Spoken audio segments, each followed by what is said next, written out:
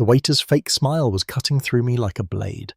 Dude kept topping off my water, eyes sliding toward Marina like he already knew the script. My wife, scrolling her phone for the 10th time in 5 minutes, like I wasn't even across the table. I'm Eli Tate, 43, contractor by trade, 18 years married, and tonight I felt like just another forgotten piece of furniture in some overpriced restaurant. I leaned forward, pushing my fork against my steak, slow and deliberate, metal scraping ceramic. The sound used to make Marina wince back when she cared. Tonight, nothing. She didn't even blink.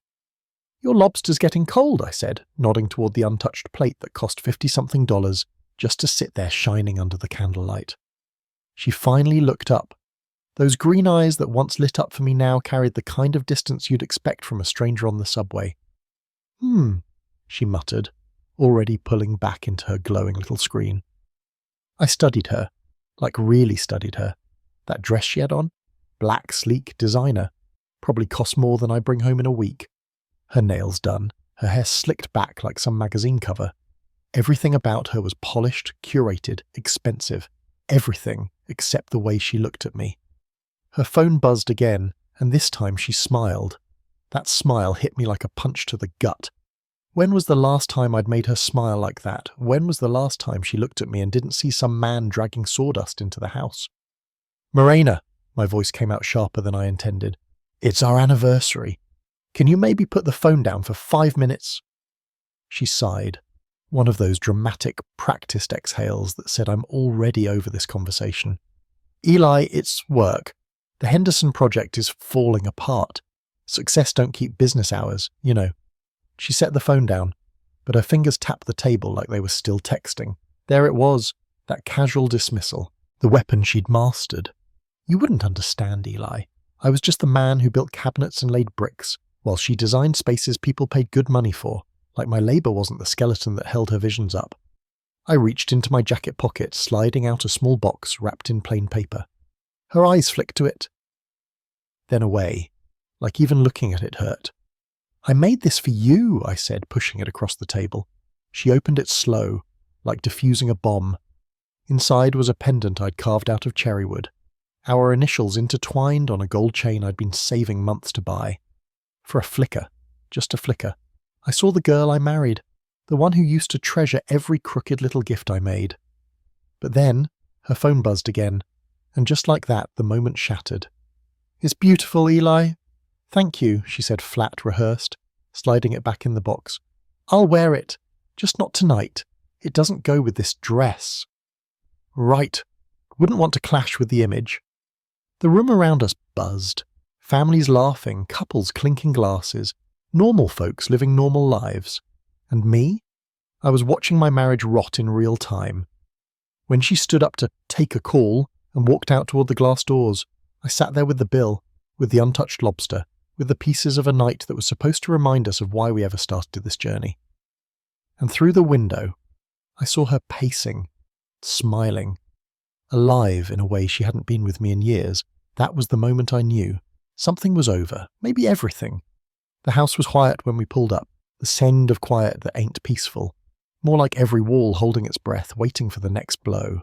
Morena went straight to the kitchen like she always did, heels clicking across the hardwood I'd laid with my own hands. She poured herself a glass of wine, didn't even look my way. No, thank you for dinner, no happy anniversary so. Just silence and the sound of the cork sliding back into the bottle. I stood in the doorway, coat still on, keys dangling in my hand. 18 years, and somehow walking into my own home felt like trespassing. Jess was upstairs, music leaking from under her door, some rapper I didn't recognise, bass thumping through the drywall. I almost wished she'd stay up there. Almost. But teenage daughters got radar for tension. 10 minutes later, she came down, still holding her phone, thumb scrolling, her face lit up by blue light. "You're fighting again?" she asked, like she was asking if it was raining outside. Casual, routine. I didn't answer right away, just poured myself some coffee that had gone cold on the pot. She flopped onto the couch, eyes finally cutting to me. Those green eyes. Same shade as her mother's, but sharper, younger, less forgiving.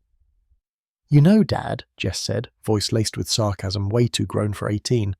"Mum works her ass off to give us this life. Maybe if you had more ambition, she wouldn't be so distracted." The words hit harder than I expected, not because they were new, but because they were recycled, straight out of Marina's mouth, now coming from my daughter like scripture. You're not ambitious enough, Eli. You don't understand what success looks like. Hearing Jess say it, that was the twist of the knife. I set my mug down, staring at the chipped corner on the counter. A counter I'd built, sanded, sealed. My work was everywhere in this house, but suddenly it felt like none of it mattered.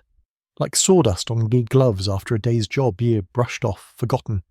Jess rolled her eyes, went back to her phone. Whatever, I'm staying at Aunt Na's tomorrow. At least over there people don't sulk. Then she disappeared upstairs, door slamming shut like a gavel. I sat there alone, the smell of Marina's wine mixing with the bitterness of burnt coffee. My own daughter treating me like a relic. And something in me cracked. I pulled out my phone, scrolled down to a name I hadn't called in months, Sam Rodriguez. My boy from way back, owner of the bar downtown, the one who taught me how to throw a proper hook when life was swinging too hard. He picked up on the second ring, voice groggy. Eli? Damn, it's late, bro. Everything cool? No, I said, blunt. My voice sounded strange, even to me. Harder, colder. It's time, Sam. He was silent a beat, then, time for what, man? For that favor you owe me. I could almost hear him rubbing his forehead on the other end. Eli, don't do nothing stupid. You don't cut live flesh without a plan, you hear me? You bleed yourself out that way. I ain't asking for advice, I muttered. I'm asking for help. Sam sighed heavy. Brother, I'll help. You know I will, but don't let anger drive the car. You crash like that. I hung up without promising him a damn thing. That was the control point. Right there in my kitchen, under the hum of the busted fridge light. I made my choice. I wasn't going to just sit back, watch my marriage decompose, watch my daughter rehearse her mother's lines. No, I was going to collect every receipt, every lie, every crack in the mask. I was going to build a case nail by nail, just like I built this house. And when it was finished, they'd all see. 2 days later, I met Sam in the back of his bar. The place was closed, lights low, the only sound the faint hum of the beer coolers. He slid into the booth across from me, hoodie pulled up, eyes scanning the empty room like we were plotting a heist. Maybe we were. He dropped a thick manila envelope on the table between us. The edges were bent, stained from greasy hands, but the weight of it?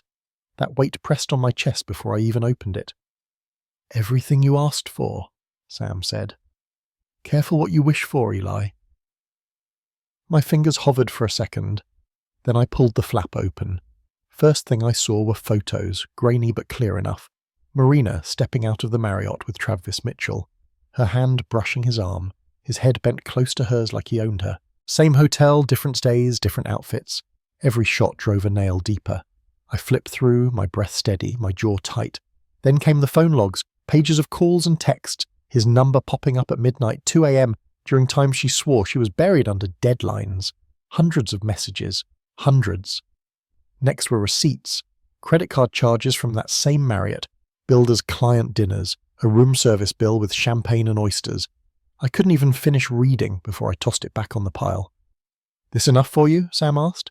His voice was careful, cautious, like he was walking across glass. More than enough, I said, but he just shook his head. Keep reading. I frowned, pulled out the last stack of papers, emails, contracts, notes scribbled on company letterhead, the kind of stuff Sam's guys knew how to dig up. And there it was, the twist that turned my stomach in a whole new way. The Henderson Project, the same one Marina kept using as an excuse for late nights. I scanned the pages, connecting the dots. She'd been funneling inside info to Travis, competitor bid numbers, adjusted designs, suggested delays, shifting timelines so his real estate plays lined up perfect with her firm's contracts. It wasn't just an affair, it was business. Dirty little pipeline of pillow talk turning into profit. Jesus Christ, I muttered, shoving the papers back in the envelope. She ain't just cheating on me, she's cheating on her damn company. Sam leaned back, arms folded. That's a conflict of interest if I ever saw one. Enough to bury her and Golden Boy both. But Eli... He tapped the envelope with one finger. This ain't like catching your wife in a lie. This is dynamite. You drop it wrong, you don't just blow them up, you blow yourself up too. I stared at the envelope, the weight of it heavier than bricks. All those nights I thought she was chasing ambition, turns out she was chasing leverage. And Travis, he wasn't just some pretty boy homewrecker, he was using her and she was letting him. Conflict of interest, I whispered, testing the words. They tasted bitter, legal, something permanent. Sam sighed. So what's the move? You want to torch her career, his business? Or you still think you just want your wife back? I didn't answer. Couldn't. Because somewhere deep down I knew there was no wife to get back. Not anymore. I slid the envelope toward me, tucked it under my arm. My hands felt dirty, but my purpose clearer than it had ever been. This wasn't just about love lost. This was about betrayal with dollar signs attached. And if they thought they could get away with that, nah, not while I was still breathing. The Hoffman design lobby smelled like lemon polish and freshly printed brochures, the kind of scent that screams, we run things clean, even when folks behind the scenes don't. I rode the elevator up, tuned out the muzak, hands in my pockets, man walking like a guy who'd done harder jobs than this one. The receptionist gave me that polite nod she gives every client's husband, the one that says, "You're tolerated." I smiled small. Tolerance was about to get an education. Richard's office sat behind a wall of glass that caught the morning light and sliced it into perfection. He stood when I walked in, hand out like some sitcom boss. "Eli, what a—" he started, then saw the envelope I had under my arm and the look in my face. The smile died mid-air like a bird that didn't make it to the wire. "You got 5 minutes?" I didn't bother with pleasantries. I set the envelope on his desk and flipped it open, like I was setting down tools. Photos spilled out first, Marina and Travis side by side, hotel doors, low light, hands where they shouldn't be. Then the logs, the receipts, emails with subject lines that made his face change colour. I could see the math clicking in his head. "Eli, This is—" He cleared his throat, tried for calm, but his fingers were shaking on the edge of the desk. This office had awards on the shelf with his name in brass. He'd always been the portrait of steady, not today. "Marina's been using company money, Richard. She's billing client dinners, then turning them into whatever this is." I spread the timeline across the desk. Nights listed, calls matched to charges, dates of meetings timed with Travis's closings. The dots connected easy when you wanted them to. He picked up the printed exchange, eyes flicking, landing on a line where she'd forwarded a competing bid to an email address that wasn't corporate. This can't be right. There has to be context. You know how tight project timelines get. He sounded like a man bargaining with gods. "Context," I leaned forward. "Context is you paying her salary while she plays both sides. Context is you putting your name on a firm that takes directions from a backdoor favour trade." My voice was even. Cold. A contractor's patience, measured, cumulative, had turned into something else. Richard rubbed his temples, the practiced calm cracking. "Eli, listen. I don't want a scandal. We've built our reputation here. If this gets out, we both lose. There's got to be a way to handle this quietly. We can offer Marina a leave, make this go away." He was testing mercy like it was a rubber band. He wanted control without consequence. "You're going to fire her so the paper trail disappears?" I asked. "Cover her with HR and keep your projects?" He swallowed. "No, I'm saying there are ways, legal routes." His tone tried for rationality, but I could smell fear now beneath the polish. "Legal routes," I echoed. "Or you can save face while she keeps living this double life. Either way, somebody's getting hurt, Richard. That somebody should be the guilty party, not me." I tapped the photos. "You got clients in Henderson. You think they want this on their table? They'll walk. You know that." He went white, then red. "Eli, please, I can fix this. Give me a chance to—" He offered me that old corporate handshake. Money, favours, a quick, quiet settlement. Classic. I thought about it for a second. About the house I'd built with my bare hands that now felt like a showroom for someone else's dreams. About Jess and her mother's words repeated like a curse. About nights alone in my truck counting drywall screws and trying to make changes small enough to be invisible. The offer floated there. Swallow it, let it slide, be the man who takes the loss and moves on. "No," I said flat. "I'm not paying silence for what I already paid for in sweat. You can keep your job, your clients, your awards, but if you try to sweep this, I'll make sure the people you serve know exactly why you had to settle." I slid the timeline back toward him and stood up.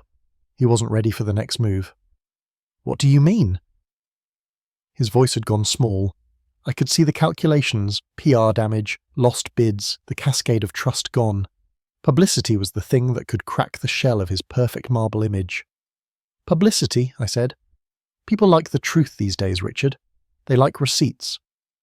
I gathered the envelope back, turned it over in my hands like a loaded tool.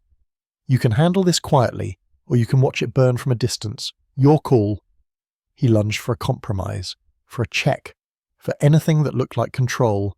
I left him there, hands fluttering over awards and tax returns, trying to buy back a life that had been compromised. Walking out of that glass room, the sunlight hit me clean. For the first time in a long minute, I felt the shape of what I could do. Publicness. The city seeing, the client seeing, the town seeing, that was my lever. Not violence, not petty revenge. Exposure. Let the light do the work that fists couldn't. I slid the envelope under my arm and walked back down the elevator with the same steady pace I used to carry beams. Only now the plan was as clear as a blueprint. If they wanted to play with secrets, I was going to hang the blueprint on the wall and invite the whole block to see it. Mitchell Real Estate sat on the corner like a trophy. Glass panes, chrome letters, and a lobby that smelled like success and aftershave. Travis's office was on the top floor, corner suite, full of light and things that gleamed. He'd dressed the place to look trustworthy. Awards on velvet shelves, framed photos with mayors and ribbon cuttings, a wall-size mirror that let him check his face while he built other people's fortunes. He liked the reflection liked him back. He stood when I walked in, all that polished charm down to the cufflinks. "Eli," he said, hand extended, smooth as butter. "To what do I owe this pleasure?" I didn't shake. I put the envelope on his desk like it was a tool and opened it up without ceremony. He glanced at the pictures, flicked through the timeline.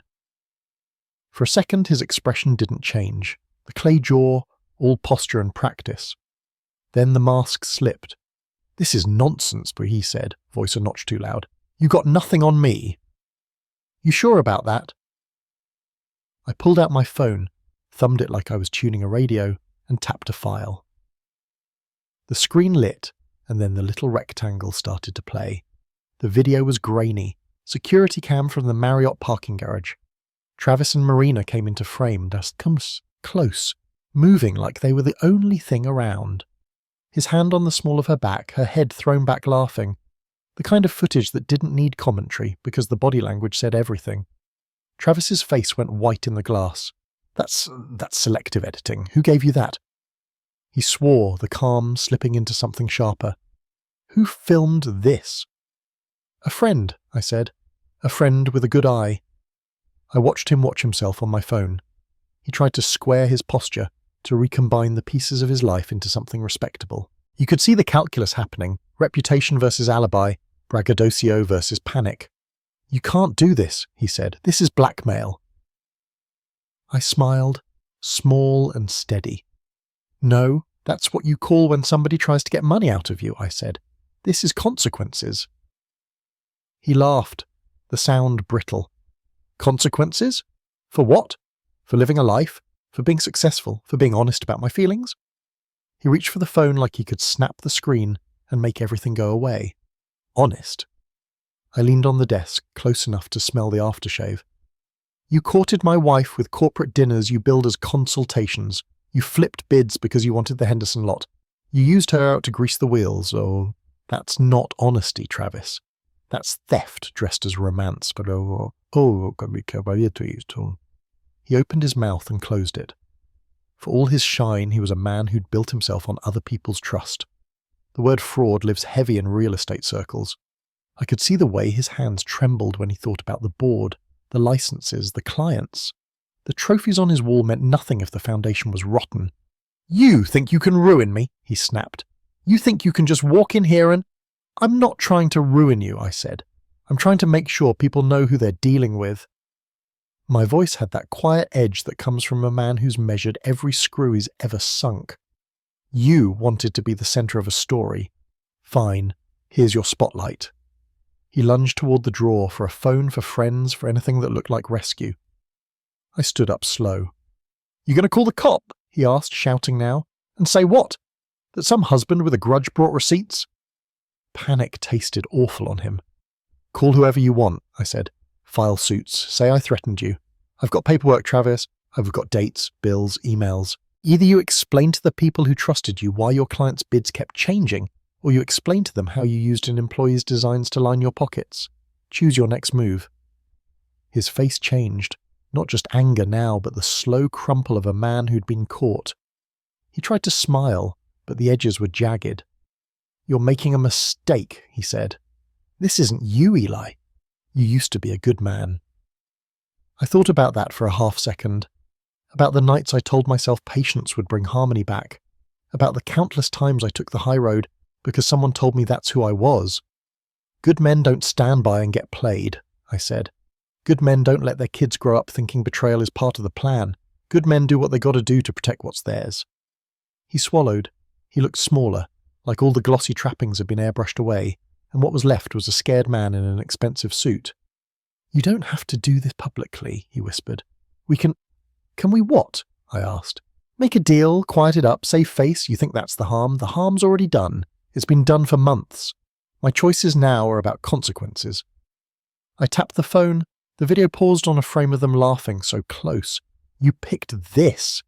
You picked her. You picked the project. You picked to take what wasn't yours." His chest heaved, breath sharp. He reached for the glass of water on his desk like he needed something to steady him. "If you do this, Eli," he started, but Na's name cut him off in my mind before he could finish. Nah, the friend, the enabler, the one who'd egged Morena on, the one whose voice could be like a match. My phone lit up as I turned toward the door. It was Na. I let it go to voicemail. Her message came through, voice tight, breath quick. "Eli, don't you dare! Don't you dare touch her like that! She'll break, she'll fall apart, you'll ruin her!" I listened to the message once, twice. Her words were a fury of protection and accusation. "She'll break!" She said it like it mattered. And standing there in that corner office surrounded by glass and trophies, I felt something inside me shift. A button pushed I didn't even know was there. Not hunger, not righteous fury. Something colder. The part of a man who'd been stepped on so many times that the next step would be deliberate, surgical. I'd pushed it months ago maybe, back when I decided to stop pretending. The voice in my head answered "nah" without me saying a word. She already broke, I thought. She just don't know it yet. I pocketed my phone, looked at Travis once more.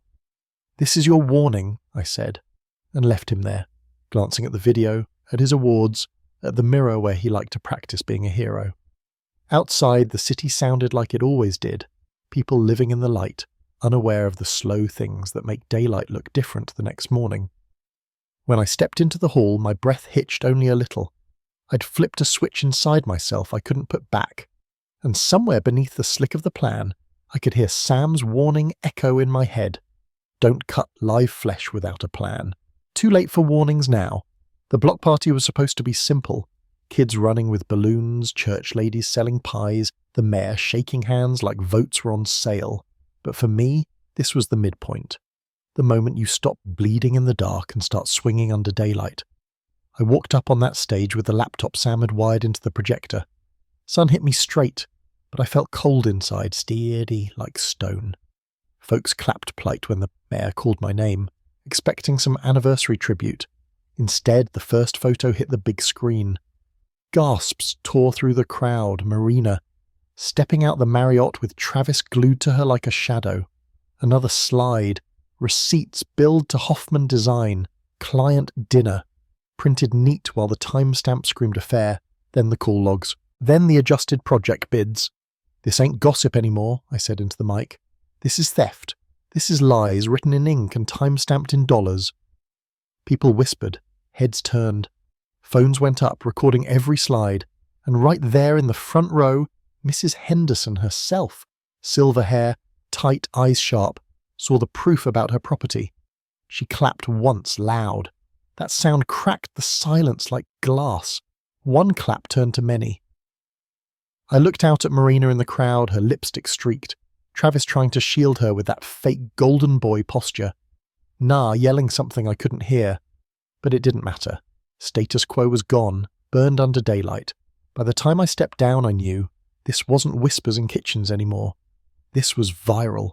Phones buzzing, hashtags forming, 100 feeds carrying my truth in HD. Control point reached. No way back. The whole damn town had seen what they tried to bury. I woke up to silence, not the comfortable kind where you roll over and hear the hum of a house at peace. No, This was that other silence, sharp and electric, the kind that presses on your ears because the world outside is already roaring without you. My phone was face down on the nightstand, buzzing every couple of minutes like a hornet trapped in glass. When I finally flipped it, the screen lit me up with missed calls, notifications, messages stacked so thick I couldn't see the background. 17 voicemails, 43 unread texts, social media apps flashing red like alarms. I scrolled through one, just one, and felt the burn. A live stream of me on the stage, face tight, voice steady, slides behind me showing Marina and Travis like evidence in a courtroom. The caption under it, #truth in HD. He burned them alive in broad daylight. By breakfast, the video had jumped from our little town to the county news station. By lunch, it was statewide. And in the middle of it all, 2 names kept trending, Marina Tate and Travis Mitchell, my wife, her golden boy. I walked downstairs to the kitchen. The coffee pot was empty. Marina hadn't been there to fill it. Jess wasn't either. Just me and the buzzing fridge, and a cold air that didn't belong to air conditioning. I poured the last splash from yesterday's pot and let it coat my tongue like ash. The phone buzzed again. A news alert. Mitchell's real estate license suspended pending investigation. I clicked, read half the article. 3 former clients had already filed complaints about unfair bid practices. The licensing board moved fast when cameras were rolling. His golden boy empire, the one built on handshakes and fake smiles, froze overnight. Another buzz. Hoffman Design announces immediate termination of Marina Tate for violations of company policy. I stared at her name spelled out in bold letters. My wife, the woman who once cried when I bought her a used car because she said she didn't deserve it, now reduced to a bullet point on a corporate press release. Fired before she even had a chance to lie her way through HR. Richard wasn't going to go down with her. He cut her clean and quick like a limb with infection. Then another headline. Local activist calls for investigation into Nala Gomez for conflict of interest at city's zoning board. Marina's closest ally, her cheerleader. Turns out when you light a match in one corner, the whole room catches. Her husband filed for divorce that morning too, receipts of his own surfacing. Karma moving quicker than I ever could. I leaned back in the chair, scrolling. Every headline felt like a hammer strike, pounding nails into coffins I didn't even have to build. Revenge was doing its job, efficient, merciless. That's when Jess's text came through, short, sharp, and "You destroyed everything. I can't even show my face. I hate you." I stared at it until the letters blurred. My thumb hovered over the screen like maybe I'd reply. Maybe I'd say, "I didn't destroy it. She did. Travis did. I just held up the mirror. Travis." But I didn't type a damn thing. I set the phone down, felt the cold crawl into my chest. Because the truth was, I didn't feel guilt. Not even close. No ache, no regret. Just empty, like standing inside a freezer with the door shut. The house around me felt hollow, like a museum after closing. Pictures on the walls from vacations that didn't matter anymore. A couch too clean, because no one sat together to mess it up. Everything was there, but the meaning had been drained out. I told myself this was what I wanted, to make her pay, to make them both crumble. And it worked. The fire I lit spread through their lives like gasoline. Their jobs? Gone. Their reputations? Charred. Their futures? Hanging by a thread. Vengeance had teeth and it bit down hard. But sitting there in the morning light, my coffee gone bitter, I realized something else. When you burn someone else's house down, the smoke still sticks to you. I'd crossed a line. The man who once bent over backward to keep peace was gone, and in his place was someone colder, sharper, meaner. Revenge works. I proved it in front of the whole damn town, but it doesn't leave you whole. It leaves you hollow, carved out like wood eaten by termites. As I sat there with the headlines scrolling across my phone, Jess's words lingering like poison, I knew one thing clear as day. I'd won, and something in me had broken anyway. I started pulling threads and the whole thing came apart like cheap stitching. Once you look close, patterns don't hide. They line up like footprints in wet cement. Travis wasn't messy or poetic about it. He had a method. Pretty face, smooth charm, the kind of smile that makes folks hand over keys and trust. But the workaday truth under that smile was ugly and boring. Married clients, same promises, same lullaby lines about career support and discretion. He had a checklist and he checked it. My phone became a lamp in the night. I called people who'd crossed paths with him, old contractors, paralegals, Women who'd once laughed at his jokes at open houses. Some calls were hard, some folks didn't want to talk, and pride, fear, shame, but enough did. They handed me receipts, screenshots, hotel names, rough stories in shaky voices. He told me I deserved better, one woman said, voice low like she was naming a sin, said he could help me with a client, said he'd been through it before. Another sent me an email with a subject line that made my stomach turn. For your eyes only, meeting notes. Inside, a list of promises Travis had made, and dates, lots of dates. I started stacking files. The photos from the Marriott were only one page in a longer book. There were other hotels, midtown suites, a downriver motel with bad lighting, receipts for champagne at places that billed the dinner to corporate. There were messages, same sweet nothings, same business-sounding headers. We'll keep it between us. This will help your portfolio. You're the only one I want to work with. Same script, different actress. A pattern repeated until it turned from misfortune into a system. I called Sam. You seeing this? I asked, and he said the kind of thing I didn't need to hear. He's a predator with a briefcase. He meant not just sexual predator, but predator of trust, the kind that hunts communities by promising you leverage, then eats the bones and leaves the rest to rot. By noon I had a folder with a title that made me feel clinical, Portfolio of Pain. It had photos, timestamps, receipts, forwarded emails, text threads. I printed it, 3 copies, heavy paper, like legal evidence you don't want to risk getting soggy. I labelled some pages with notes, pattern, repeat promise, client influence, timeline overlap. I stapled it together and felt the weight of it in my hands, the same way I used to feel the weight of a new beam before I set it in place, satisfying and dangerous. Then I did the thing I'd planned but hadn't wanted to make real. I typed an email to Marina. Subject line, you're not special, short, precise, no swearing, no flourish. Open it, I wrote in the body. No explanation, just that. I attached the portfolio. I hit send with a finger that didn't tremble. There was a small private victory in watching the little blue dot turn into delivered. I imagined how her phone would light up, the way her hand would jerk toward it, how her heartbeat might quicken when she saw the sender. Not shock, not sorrow, something colder. The sensation of being one of a list. I went quiet after that, not because I was scared, because I wanted her to hear herself echo. I wanted the sound of her own choices to come back to her clear and raw. People lie to themselves to sleep. I wanted her awake, naked with the truth. My phone rang almost immediately. Eli, please. Her voice was shredded, thin with panic. It wasn't the composed Marina who'd told me, success don't keep business hours. This was the woman who realised the floor had dropped out. Say it's fake. Say you doctored it. Say something, please. Tell them you made it up. I can fix this. I'll fix it. Don't do this to Jess. Don't do this to me. I listened to her breathing. The little hitch of someone trying to keep from sobbing out loud. I heard Nah in the background, frantic, the muffled sound of hurried counsel.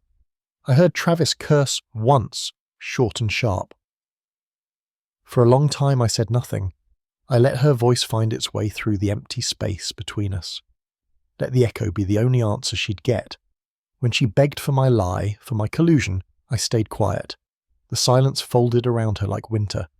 She heard her own plea in it, and it sounded like the truth for the first time. The text read like a dare. Elm Street Warehouse. Come alone. No emoji. No fluff. That hollow kind of tough that means a man's cornered. Sam didn't like it. I'll post up outside, he said, eyes steady. You walk in solo if you got her, but don't drown in pride. I nodded. Sometimes you need to choose to go alone, even with backup 10 steps away. Elm Street smelled like rust and old rain. The warehouse sat crooked, windows punched out, weeds chewing the lot. Travis's Tesla glinted in the dark like a bad joke. Inside, he paced under busted rafters, all suit and panic. You think you won? He barked when I stepped in. You think a slideshow makes you God? I don't need to be God, I said. Truth'll do. He swung first, sloppy, fast, cologne and rage. We crashed into a stack of pallets, boards exploding like firecrackers. He went for the throat. No finesse, just fear trying to choke me out. I caught his wrist, turned it, felt the jolt when control changed hands. Old gym muscle memory took over. Step, pivot, pin. We hit concrete. Dust bloomed. Look at you, he spat, breath hot. Contractor playing executioner. Look at you, I said, tightening the hold. Promises, kickbacks, hotel, carpets for confessionals. That's not love. That's a hustle. and he bucked hard. I rode the motion, slid to top mount. My fingers found his neck, not to kill, but enough to dim the lights, make him hear. His eyes went wide. The warehouse got real small, his pulse under my thumb, my breath loud in my own head, the old animal urge whispering, push. Then Sam's voice cut the room in half. Eli, he said behind me, calm like a bell. Don't cross it. You won't be losing him, you'll be losing you. The words hit like cold water. I felt how close I was to stepping over, how easy it'd be to let anger make the choice and live with whatever came next. My grip stayed one beat too long, then I let it go. Travis gulped air, coughing, pride shattered all over the concrete. You ain't whole just 'cause you broke me, he rasped. I ain't here to be whole, I said, standing. I'm here to make sure folks see what you are. He tried to laugh, came out like a wheeze. You're a monster, Eli. I looked at my hands, steady, not shaking, and at Sam in the doorway, jaw tight, ready if I wasn't. Monsters don't stop, I said. I just did. Silence pooled. Oh. Somewhere outside a train moaned. Inside pallets creaked, dust falling like slow snow. Sam stepped closer, voice low. We done? He said. Not asking. I backed away, never turning my back on Travis until the distance felt safe. He lay there staring up, pretty mask on, clay jaw showing the cracks.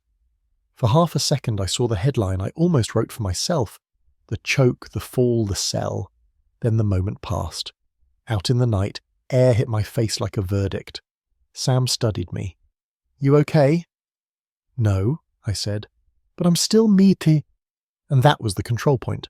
Right there between one breath and the next. Not mercy for him, mercy for the part of me I hadn't sold to the fire. Sunday morning smelled like rain on hot asphalt. I hadn't been inside a church in years, but my feet walked me there anyway, not for confession, not for forgiveness, but because I needed a word for what was happening to me. The block party was 3 days behind, the warehouse just one night old, and still my head rang like a struck bell. Pastor Isaiah's church sat low and wide on a corner of South Jefferson, bricks faded to the colour of dried blood. Inside, incense mixed with floor polish and candles. The place had a worn beauty, like somebody's grandmother's quilt. I slid into a back pew and waited until the crowd thinned after service. When Isaiah walked down the aisle, still in his collar, I stood. He looked at me like he'd been expecting this. Eli, he said, voice soft but solid. You look like a man who's been staring at a blade too long. I almost laughed. Not here for prayers, Pastor. I'm here for a dictionary. I don't know what I'm becoming. He guided me to a side room lined with old hymnals and folding chairs. No candles, no stained glass, just space. He poured 2 coffees from a thermos and set one in front of me. Tell me what you've done, he said. So I did. Not everything, not the names, but the shape of it, the affair, the documents, the stage, the warehouse. The coldness settling in my chest like frost. My hands wrapped around the coffee cup, but they stayed cold. Isaiah didn't interrupt. When I was done, he nodded slow-footedly. Justice, he said finally. You've been serving it with your own hands. Yeah, I said. And it worked. They're ruined. Careers gone, reputations ash, folks cheering in the street. But I'm sitting in a quiet kitchen feeling like a hollow log. Where's the win in that? He leaned back, palms on his knees. Justice is real. It's needed. But justice is a blade, Eli. You can cut away rot with it, but if you keep swinging, you start cutting yourself. If inside you're empty, you didn't win. You just bled different. The words landed heavier than I expected. They weren't soft church words. They were like construction talk. Measure twice, cut once. I stared at the table between us, at the scratches in the wood, and realized for the first time that all my moves, the emails, the speeches, the dossiers, had been about control. Not blood, not even revenge. Control. I thought I wanted payback, I said slowly, but maybe I just wanted my hands back on the wheel, my life, my story. Isaiah nodded. That's what grief does. It makes you mistake control for healing. But healing doesn't come from wreckage. It comes from building. I rubbed my thumb over the coffee lid, listening to the low hum of the old fridge in the corner. For the first time in weeks, my chest loosened a notch. The fury didn't vanish. It shifted. What I'd built was a bonfire. Maybe now it was time to build something else. Isaiah looked at me like he could see the gears turning. You don't have to be done with justice, he said. Just don't let it hollow you out so deep there's nothing left when you're finished. Outside, rain started tapping the window. I stood, feeling the weight of his words like a blueprint rolled tight under my arm. I don't know what I'm going to do next, I said. Start by breathing, he said. Then start by naming. Once you name what you want, you can build it. I stepped back into the wet street, incense still in my clothes, and for the first time since the anniversary dinner, I wasn't thinking about Marina or Travis or the next strike. I was thinking about my own two hands and what they might build if they weren't clenched. That was the pivot point, blade cooling, incense rising. For the first time, I heard myself over the noise. The kitchen was too clean. Same table, same fridge hum, same faded curtains. But it had turned into a courtroom this past year, a place for slammed doors and silence thick enough to choke on. Now it was just me and Jess across from each other, a cereal bowl between us, her hair in a messy bun, eyes rimmed red from not sleeping. I didn't raise my voice. Not this time. Jess, I said, and she flinched a little, like she expected a fight. I need to say something I should have said a long time ago. She stared down at her spoon, fingers tapping the table. Go on. I wasn't there, I admitted. Not really. I came home tired, sat in front of the TV, disappeared into my own fog. Your mum filled the silence with work, with Travis, with whatever else. And you? You got stuck in the middle of two ghosts. I can't blame you for hating that. Her face crumpled and she finally looked at me. I never wanted to pick sides she said, voice breaking. You made me feel like I had to. Mum made me feel like I had to. I just wanted a family that didn't feel like glass under my feet. Tears came fast, heavy, and for once I didn't try to shut them down. I let her cry because that was her truth, and I needed to hear it more than defend myself. I thought you didn't care, she sobbed. I thought you loved the silence more than us. I leaned forward, elbows on the table, eyes locked on hers. I cared, Jess. I just didn't fight loud enough. I didn't push back against the drift. That's on me. Let the words sit, heavy but honest. She wiped her cheeks, sniffled, nodded. So what now? We just pretend none of it happened? No, I said. We face it. We build something new, just you and me, if that's all we've got left. I reached across the table, hand open. She hesitated, then slid hers into mine. Small, trembling, but there. We'll make a pact, I said. Therapy for both of us. No secrets. No poison in this house. You need space, you get it. You need boundaries, I'll respect them. This house doesn't get to be a war zone anymore. Her grip tightened. She nodded again, this time with some weight in it. Okay. But if we do this, it has to be real. It will be, I promised. Because I don't want revenge to be the only thing left in me. I want us. I want a life that isn't about burning everything down. For the first time in months, maybe years, she didn't look at me like an enemy. She looked at me like a father. And right there, in the same kitchen where everything had cracked, I chose to rebuild instead of break. That was the control point. Not fury, not silence. A decision to restore what could still be saved. The town didn't let it rest. By the end of that week, every corner barbershop, every diner counter, every church porch had their own version of the story.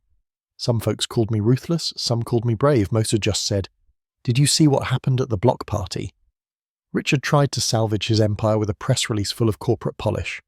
We are deeply saddened by recent revelations. Steps have been taken. Trust is paramount. It read like something drafted by a lawyer who never touched dirt under his nails. Nala, once the loudest voice in every group chat, vanished overnight. Her name went grey in the threads, no green bubbles, no replies.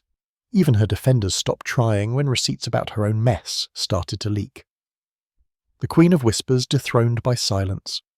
Then came Marina's call. Not tears this time, not rage, just her voice, quiet, raw. Can we talk? Not about us, but about the truth. I leaned against the wall of my workshop, phone warm in my hand, and let the stillness answer first. Then I spoke. Marina, the truth already happened. What's left is responsibility. Yours, mine, everybody's. You don't get to edit it now. There was a long pause. I could almost hear her swallow words she wanted to throw like knives. Instead, she whispered, then I hope you find peace." "I will," I said, calm, "but not the way you think." I hung up, not cruel, just final. Some doors you close not with slams, but with silence.